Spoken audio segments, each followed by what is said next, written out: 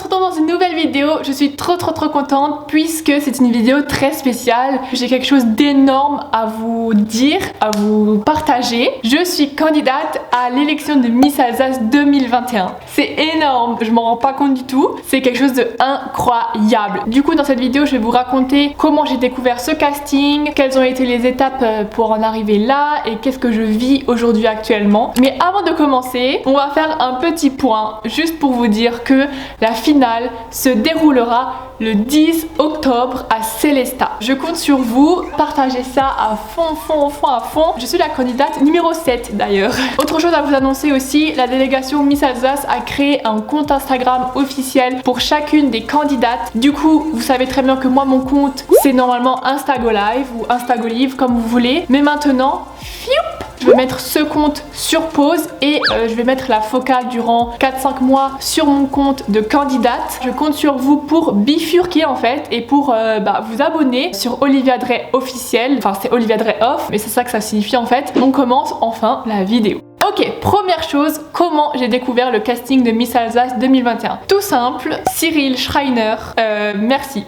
Je lui dis merci comme si il va voir cette vidéo, mais pas du tout, hein. C'est juste que c'est quand même grâce à lui que j'en suis là aujourd'hui. Parce que c'est lui qui a dit dans une story, écoutez, si vous êtes alsacienne, que vous mesurez 1m70, que vous êtes âgée de 18 à 24 ans, let's go, tentez votre chance. Donc ma soeur elle m'a partagé ça. J'ai envoyé un mail et il fallait envoyer une lettre de motivation pour indiquer ses ambitions, ses rêves, ses passions, pourquoi on aimerait candidater pour Miss, tout ça accompagné de quelques photos. Donc déjà, il faut savoir qu'il y a eu 106 candidatures. Et donc, ils ont dit, ok, on va faire un deuxième tri, cette fois-ci, il faut faire 3 vidéos. Donc là, je me suis dit, c'est bon, c'est un peu là où je suis à l'aise. Donc c'était une vidéo de présentation générale, une vidéo où il fallait évoquer ses passions, son rêve, mais aussi je souhaiterais rendre fière ma famille et mes proches qui m'ont poussé à candidater, et une vidéo de catwalk, comment on marche en talons. Très contente de ce que j'ai envoyé, j'avais très hâte d'avoir la réponse. Il y a eu 46 filles qui ont été retenues, c'est approximativement ça. De là, j'ai reçu le mail, bravo, vous avez été sélectionnés pour nous rencontrer. Parce que voilà, c'était le jour où il fallait se montrer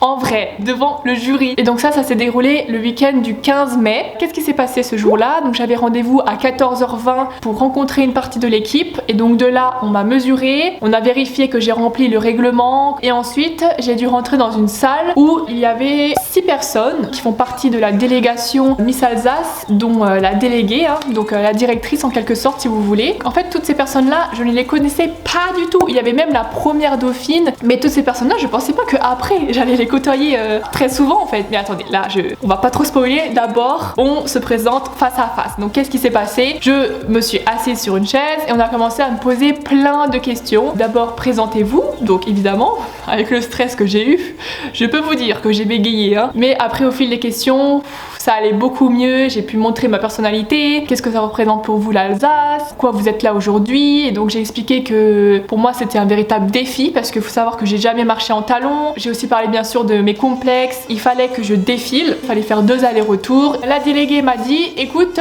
tu recevras une réponse d'ici demain. Donc c'est soit une réponse négative, soit une réponse positive. Dans tous les cas, il faut savoir qu'il y aura une quinzaine de dates, principalement que des week-ends où il faudra être présente parce que c'est là où va commencer la formation. Parce que oui, il faut savoir que, moi je le savais pas du tout, hein, mais quand tu deviens candidate Miss, c'est pas seulement, ah ok, tu mets une robe, tu mets des talons et tu défiles le jour J, 10 octobre. Non, c'est pas du tout ça, hein. C'est vraiment plus d'une 150aine d'heures de formation, de travail personnel sur soi-même, c'est-à-dire la valorisation des soft skills, les comportements, comment se tenir devant la caméra, comment parler si on est interviewé, comment marcher, comment se mettre en valeur. Et c'est vraiment très enrichissant. Petite anecdote, à la fin de la formation, on va recevoir un certificat pour prouver dans notre CV qu'on a suivi une formation de Miss Alsace. Le lendemain, j'ai reçu la réponse et là, waouh, j'étais sur un autre univers. Mais moi j'étais ailleurs, je pensais vraiment déjà à waouh, qu'est-ce que je vais vivre, c'est un truc de dingue. Donc du coup j'ai appelé tout le monde. Je fais partie des 20 candidates sélectionnées, au début on était 106, c'est incroyable.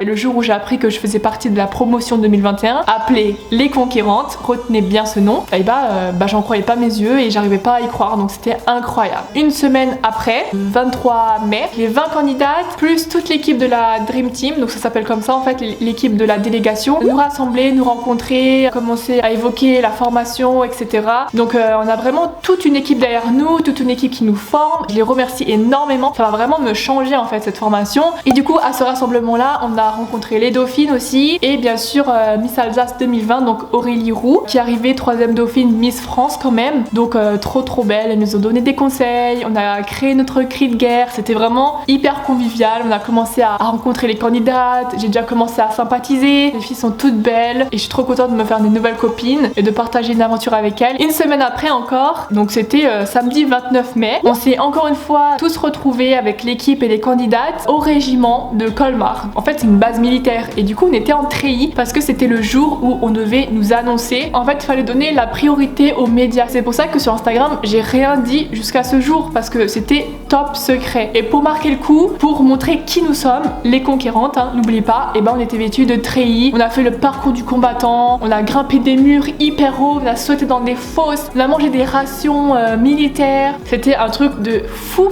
Et bien sûr on a fait plein de photos. C'était vraiment une journée inoubliable. C'était vraiment trop bien. En plus il faisait trop beau. Oui, on est passé quand même aux infos et dans la presse, donc c'est dingue. Donc voilà, l'aventure ne fait que commencer. Suivez-moi, partagez. Franchement, si vous avez l'occasion, faites. C'est quand même quelque chose de hyper enrichissant. C'est vraiment une aventure. J'ai trop hâte de sortir grandi en fait, mûri, sortir femme en fait en quelque sorte de cette aventure. On se revoit sur Olivia Dray officiel. Hein. Je compte sur vous vraiment pour me rejoindre. Si on peut, on se retrouve le 10 octobre à Célestat, mais bien sûr on n'a pas encore d'informations concernant le nombre de places. Si vous êtes motivé, moi je suis motivée pour vous réserver une petite place au nom de Olivia Dray, candidate 7.